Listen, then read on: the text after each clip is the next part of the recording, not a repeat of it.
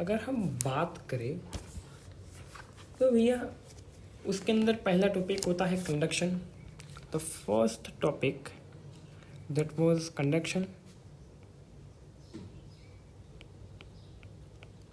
What do you mean by conduction? Conduction क्या होता है? कंडक्शन ये होता है कि ability of flow of current. Ability of flow of current. Conductance मतलब करंट की उस ability to flow. Current flow होता है। करंट जो है वो दो चीज़ों के अंदर फ्लो होता है। एक तो metallic, second one is electrolytic.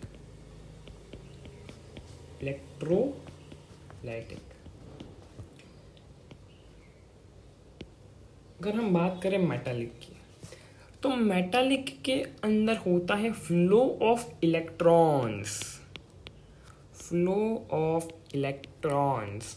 और इलेक्ट्रोलाइटिक के अंदर होता है flow of ions.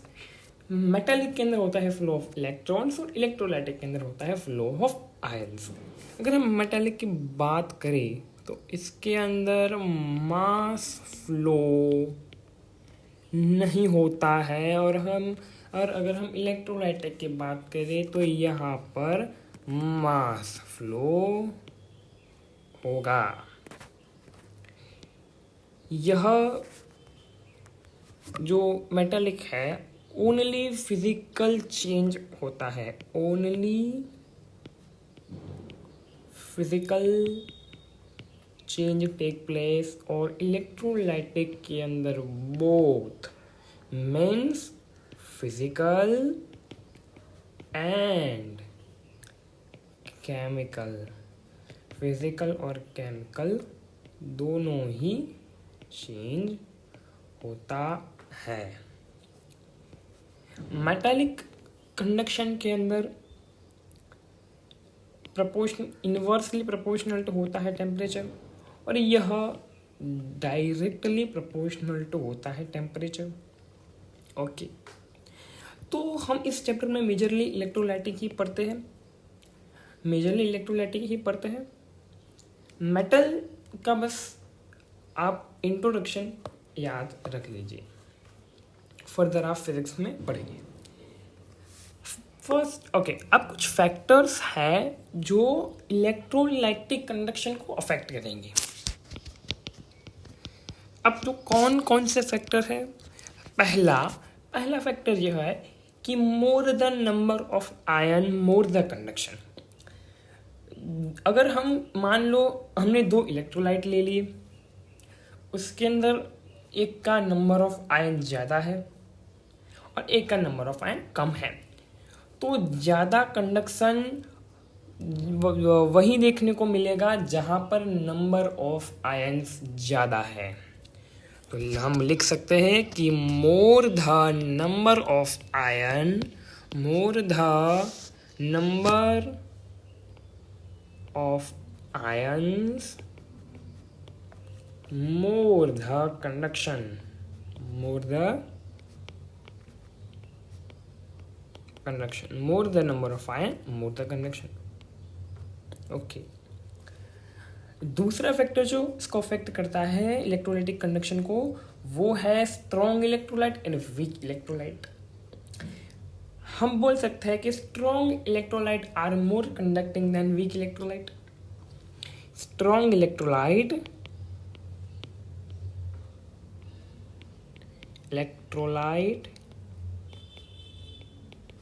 is more conducting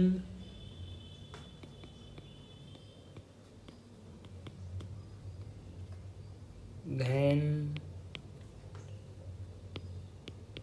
weak electrolytes।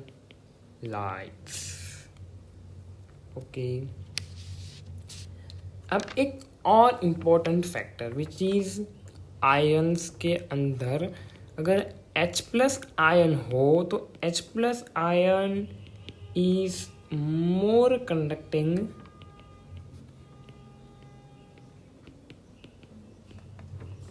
among all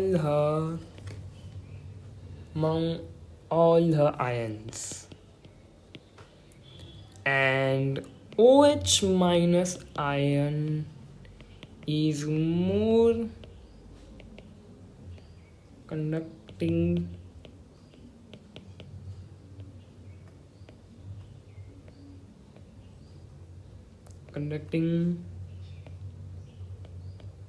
among all the anions. Okay, अब एक इम्पॉर्टेंट फैक्टर यह है कि डाइल्यूशन, कई बार इस बार पूछा भी गया है, डाइल्यूशन करता है। यहाँ पर एक ज़बरदस्त का कॉन्सेप्ट सिखाऊंगा, वो समझना। अगर हम ले लेते हैं सपोज कि मैंने एक बीकर ले लिया और मैंने दूसरा बीकर ले लिया, इसके अंदर समझ लो 1 मोलर HCl भर दिया, और इसके अंदर समझ लो मैंने 0.1 मोलर HCl भर दिया। तो यहाँ पर ज़्यादा कंडक्टिंग कौन होगा? ऑफ कोर्स यह होगा ज़्यादा conducting, because more the number of ion more the conducting the electrolyte. इसके अंदर अगर समझ के 1 मोल HCl है, 1 मोल, देखो दोनों का वॉल्यूम तो सेम है, 1 मोल इन 1 litre, here is 0.1 mole in 1 litre. Okay, अब यह ध्यान से समझना, अगर मैं डाइल्यूशन करता हूं, अगर मैं डाइल्यूशन करता हूं और यहाँ पर मैं ले रहा हूं 1 मोलर HCl और इसको मैंने कर दिया डाइल्यूट, इसको मैंने कर दिया डाइल्यूट, तो यह बन जाएगा 0.1 मोलर HCl। यह पहले 1 मोल इन 1 लीटर, तो मैं अगर 9 लीटर पानी ऐड कर दूं तो यह हो जाएगा 0.1 मोल इन 10 लीटर, 0.1 मोल इन 10 लीटर। अगर यह इस केस के डाइल्यूशन का केस है, इसके अंदर मोर द वॉल्यूम, अब देखो यहाँ पर वॉल्यूम ज़्यादा है तो इंटरेक्शन जो है वो पार्टिकल का दूर दूर होगा, इंटरेक्शन उतना नज़दीक नहीं होगा। अगर इंटरेक्शन यहाँ पर, अगर यहाँ पर इंटरेक्शन जो है वो कम रहा तो इसकी कंडक्टिविटी वो ज़्यादा होगी, तो this is more conducting than this.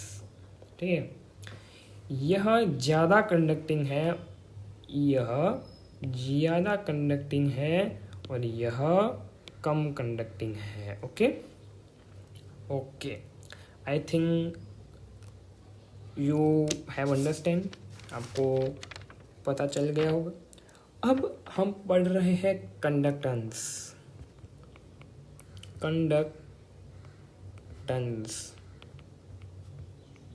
Again important, conduction का फॉर्मूला होता है 1/R। कंडक्टेंस को हम रिप्रेजेंट करते हैं G से, और G का फॉर्मूला होता है 1/R, where G is conduction and R is resistance.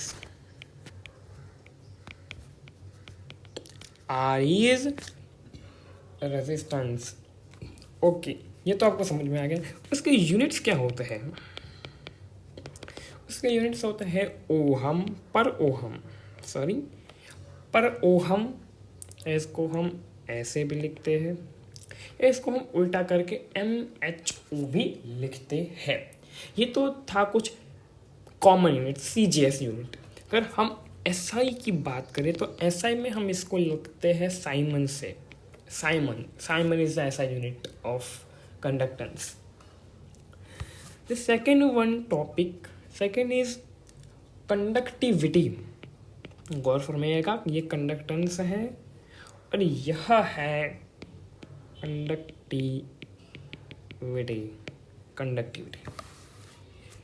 Conductivity को कई बार स्पेसिफिक कंडक्टेंस भी लिखता है क्वेश्चन में. स्पेसिफिक कंडक्टेंस, कंडक्टिविटी बोलो या स्पेसिफिक कंडक्टेंस बोलो, बात एक ही है. इसको हम रिप्रेजेंट करते हैं कप्पा से. इसका फॉर्मूला होता है kappa is equal to 1/ρ, where ρ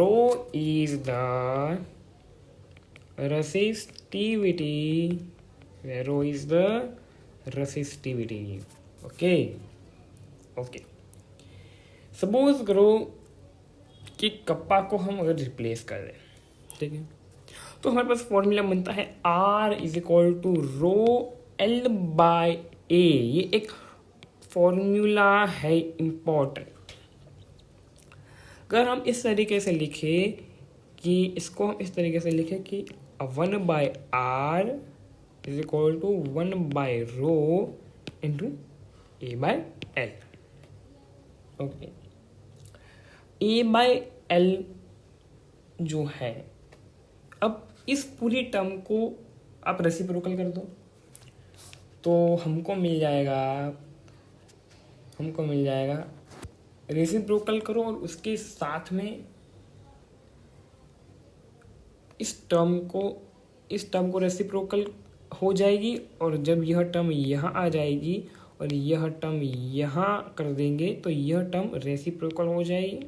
ठीक है, तो देखिए कुछ इस तरीके से फॉर्मूला बनता है kappa is equal to G into L/A, where L का यूनिट होता है centimetre per metre.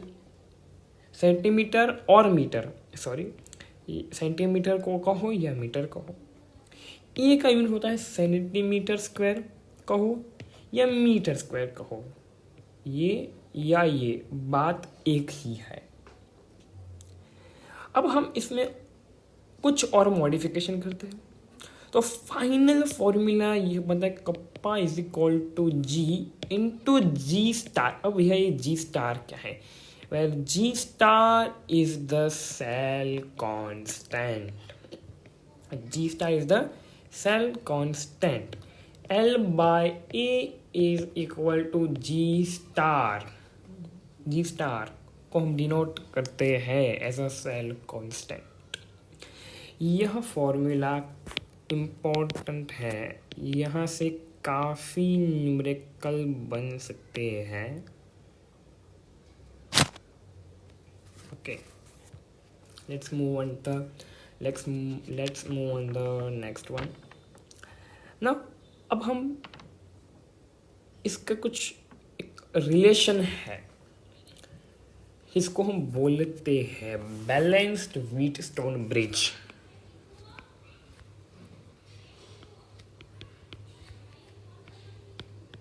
Balanced Wheatstone bridge. Formula है R1/R2 is equal to R3/R4. अगर हम यूनिट्स की बात करें तो वो है ओहम पर मीटर, सेंटीमीटर, या इसको तुम इस तरीके से भी लिख सकते हो ऐसा यूनिट में साइमन पर मीटर. ओके, ये तो कुछ आम टर्म्स थी. एक इम्पोर्टेंट टर्म है जो है molar conductivity.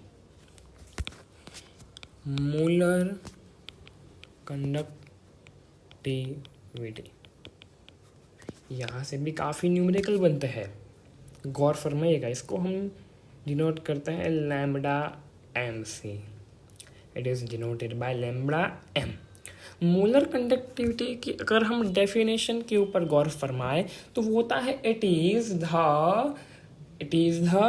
conducting power of all the ion present in a solution containing 1 molar of an electrolyte. I repeat that it is the conducting power of all the ion present in a solution containing 1 molar of an electrolyte. मैं लिख देता हूँ. It is the conducting power of all the ions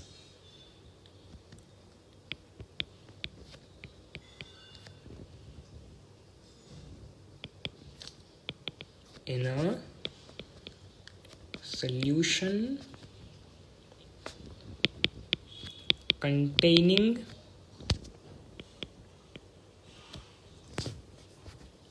1 molar of an electrolyte. Okay, इसका formula होता है lambda M is equal to kappa into V volume in M L. Okay, suppose that अगर मान लो कि 1 मोल में कुछ वी एम एल मौजूद है इलेक्ट्रोलाइट, तो m मोल्स के अंदर 1000 ml होगा. देखो यहाँ पर लेमडा m का फॉर्मूला निकल के आता है kappa into 1000 by m according to definition, where the unit of kappa is ohm per centimetre और siemens per centimetre which is ऐसा unit. Okay, the unit of molarity is mole per liter, जो तुमको पता है. Lambda m is equal to kappa by m भी लिख सकते हैं जब इसका यूनिट मोल पर मीटर क्यूब हो और इसका यूनिट साइमन पर मीटर और पर ओहम पर मीटर हो. अगर हम इसके यूनिट की चर्चा करें, इसका यूनिट वह होता है CGS में पर ओम सेंटीमीटर स्क्वायर पर मोल, सेंटीमीटर स्क्वायर पर मोल. और SI के अंदर होता है साइमन मीटर स्क्वायर पर मोल. ओके, आई थिंक आपको यहाँ तक समझ में आ गया होगा. अगला टर्म है इक्विवेलेंट कंडक्टिविटी. देखिए जरा,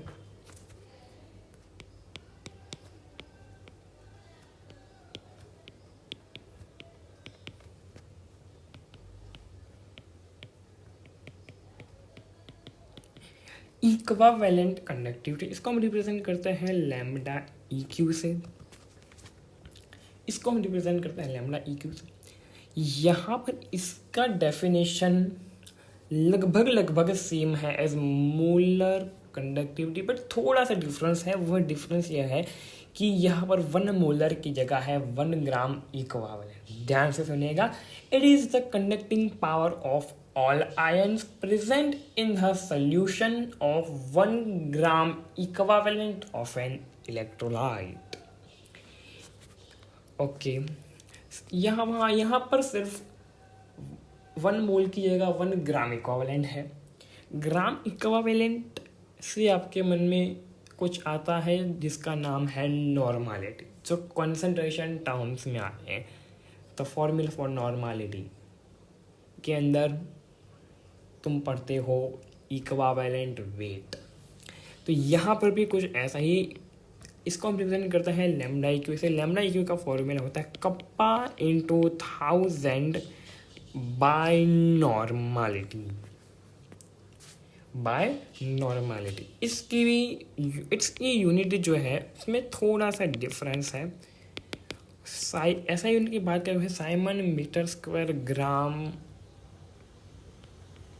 पर इक्वावेलेंट, और अगर CGS की बात करें तो पर ओम सेंटीमीटर स्क्वायर ग्राम इक्वावेलेंट, ग्राम पर इक्वावेलेंट। ओके, वहाँ पर मोल था, यहाँ पर ग्राम इक्वावेलेंट है, थोड़ा सा डिफरेंस, ग्राम पर इक्वावेलेंट है। ठीक है, यह है CGS में, CGS। ओके, एक रिलेशन होता है lambda m and lambda EQ में, वह है lambda m is equal to lambda EQ into valence factor, यह कुछ molarity is equal to normality into valence factor जैसा ही है। ओके, अगला टॉपिक है effect of dilution of K1 lambda and lambda EQ। लिख देता हूं, effect of dilution of K1 lambda m and lambda EQ। अगर हम किसी भी सॉल्यूशन को डाइल्यूट करें तो कप्पा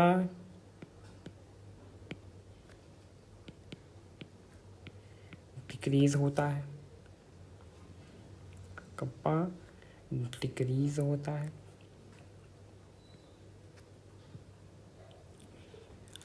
एक ज़बरदस्त का कॉन्सेप्ट बताऊं तो सपोज कि मेरे पास एक बीकर है, उसके अंदर मेरे पास इस तरीके का मॉलिक्यूल प्रेजेंट है, पर अगर मैं डाइल्यूट कर दूं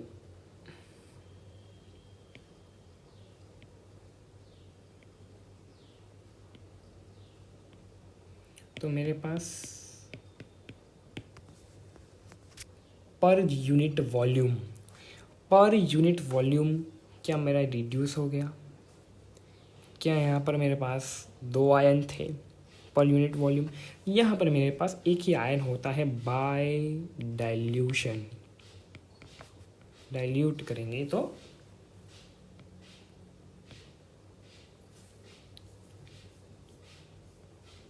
diluting the solution. Second thing that was lambda m and lambda EQ increases, lambda m and lambda EQ जो है वो इंक्रीज करता है। ओके, अब हम बात करते हैं Debye Hückel rule. Debye Hückel rule is another important rule. ध्यान देना, डिबाई-हकल ऑनसैगर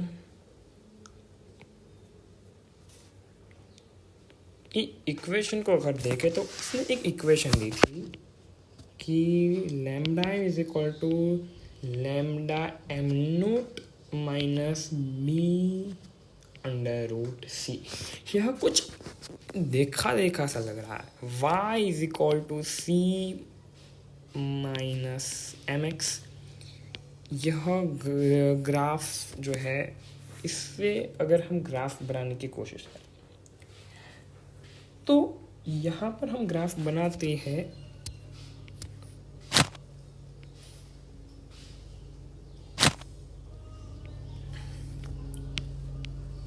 lambda m versus lambda EQ।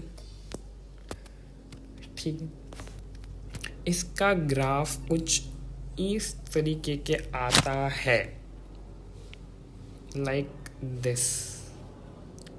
Okay, but यहाँ पर एक ड्रॉबैक है,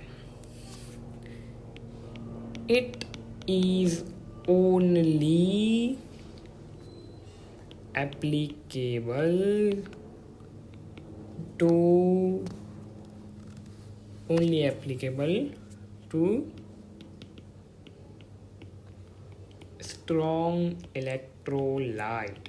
स्ट्रॉन्ग इलेक्ट्रोलाइट के लिए यह रूल एप्लीकेबल था, और साथ में यह रूल जो है वो इनफाइनाइट डाइल्यूशन की